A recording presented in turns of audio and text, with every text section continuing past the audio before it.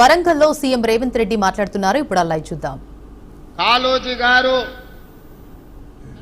జిల్లా ప్రాతినిధ్యం వహించిన మాజీ భారత ప్రధానమంత్రి, ఈ వరంగల్ జిల్లాలోనే పుట్టిన బిడ్డ పివి నరసింహారావు గారు, మళ్ళీ తెలంగాణ ఉద్యమానికి నాయకత్వం వహించిన ప్రొఫెసర్ జయశంకర్ గారు లాంటి గొప్ప గొప్ప వ్యక్తులు కాకతీయ యూనివర్సిటీ ఉద్యమాల గడ్డ స్ఫూర్తి ఎప్పుడు ఈ జిల్లా పర్యటనకు వచ్చినా ఒక స్ఫూర్తినిస్తుంది.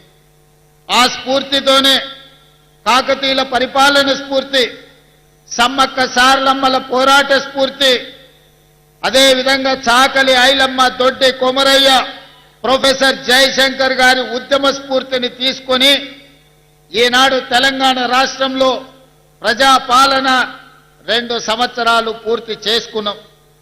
మిత్రులు పెద్దలు దొంతి మాధవరెడ్డి గారు చెప్పినట్టు తెలంగాణ రాష్ట్రం వస్తే సమస్యలు పరిష్కారం అవుతాయి.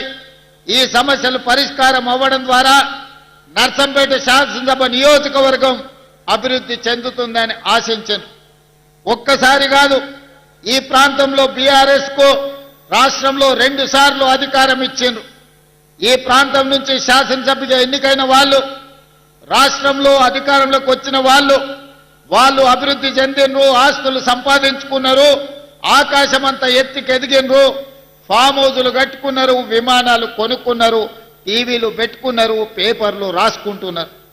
కానీ నర్సంపేట ప్రజల యొక్క జీవన ప్రమాణాలు మారలేదు. ఈ ప్రాంతంలో విద్యార్థులకు చదువుకోవడానికి బడులు రాలేదు. ఈ ప్రాంతంలోని మా మహిళలకు, స్వయం సహాయక సంఘాలకు 0 వడ్డీ ఇవ్వలేదు. ఈ ప్రాంత రైతాంగానికి పండించిన పంటకు ఇంతకుముందు హెలికాప్టర్లు వస్తున్నప్పుడు మిత్రులు శ్రీనివాసరెడ్డి గారు అన్నారు, ఎక్కడ చూసినా వరి పంటలు, వరి కోతలే కనిపిస్తున్నాయి, ఈ ప్రాంతంలో వరి అత్యధికంగా పండిస్తున్నట్టున్నారు ఈ రైతాంగం అని. నేను గుర్తు చేయదలుచుకుని ఈ ప్రాంత వరి రైతాంగం పండించే రైతులకు ఆనాటి ముఖ్యమంత్రి వరి వేసుకుంటే మీరు ఉరి వేసుకున్నట్టే, ఒక్క గింజ కూడా కొనేది లేదు, మీ దిక్కున్న దగ్గర చెప్పుకోపోండి అని ఆనాటి ముఖ్యమంత్రి అన్నాడు. కానీ ఈనాడు ఇందిరమ్మ పాలనలో మీరు వరి పండించండి, మీరు పండించిన చివరి గింజ వరకు ఈ ప్రభుత్వం కొనుగోలు చేస్తుంది, మీరు సన్న వడ్లు పండించండి, 500 రూపాయల బోనస్ ఇచ్చి మిమ్మల్ని ఆదుకుంటాం, మీకు గిట్టుబాటు ధరనే కాదు వ్యవసాయాన్ని లాభసాటిగా చేస్తామని చెప్పి ఈనాడు మన ప్రభుత్వం నిర్ణయం తీసుకున్నది. ఆనాడు అన్నారు కాంగ్రెస్ అధికారంలోకి వస్తే రైతు బంధు బంద్ అయిపోతుందని, రైతు రుణమాఫీ అబద్ధాలని. నేను ఈనాడు గుర్తు చేయదలుచుకున్న రైతాంగానికి కాంగ్రెస్ వస్తే కరెంటు ఉండదని.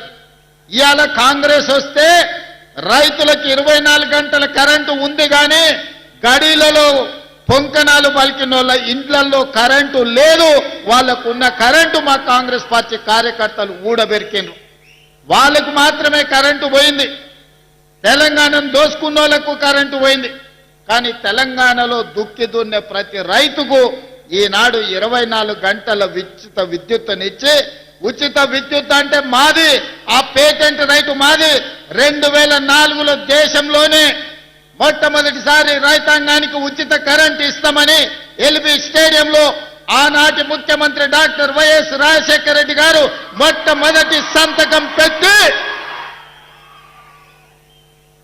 రైతులకు ఉచిత కరెంట్ ఇస్తాం, వ్యవసాయాన్ని లాభసాటిగా చేస్తాం, రైతును రాజు చేసే బాధ్యత మేము తీసుకుంటామని ఆనాటికి ఉన్న రైతుల బకాయిలు 1200 కోట్లు మాఫీ చేయడమే కాకుండా వాళ్ళ మీద ఉన్న వందలాది క్రిమినల్ కేసులు ఎత్తేసింది. అలా మొదలైన 2004 ఉచిత కరెంటు ఈనాడు 24 గంటలు కాంగ్రెస్ పరిపాలనలో అందిస్తున్నామంటే ఆ పేటెంట్ రైట్ మనది, మనం కొనసాగిస్తున్నాం. ఇదే కాదు, ఈనాడు మీరు ఆలోచన చేయండి, ఆనాడు సంవత్సరానికి ఎకరాకు 10,000 ఇస్తే ఈనాడు రైతు భరోసా పథకం కింద సంవత్సరానికి 12,000 రూపాయలు.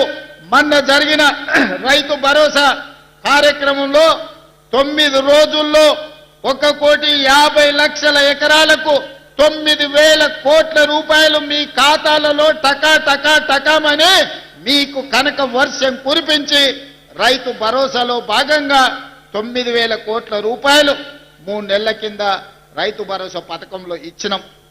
రైతు రుణమాఫీ ఆనాటి ప్రభుత్వం ₹1,00,000 రుణమాఫీ చేస్తా అని 4 విడతలని మిత్తి మేమే కడతామని అసలు మిత్తి తడిసి మోపెడై నెత్తి మీద అప్పై రైతు చేతిలోకి చిప్పొచ్చింది తప్ప రైతు రుణమాఫీ జరగలేదు. ఆయన గారు ఇచ్చింది అసలు కాదు కదా, వడ్డీకే సరిపోలే. కానీ మన ప్రభుత్వం అధికారులకు వచ్చిన వెంబడే ఇచ్చిన మాట ప్రకారం 25,35,000 మంది రైతులకు 20,614 కోట్ల రూపాయలు రైతు రుణమాఫీ 2 లక్షల రూపాయల వరకు చేసి ఇచ్చిన మాట నిలబెట్టుకున్న ప్రభుత్వం రైతులను ఆదుకొని గుండెల్లో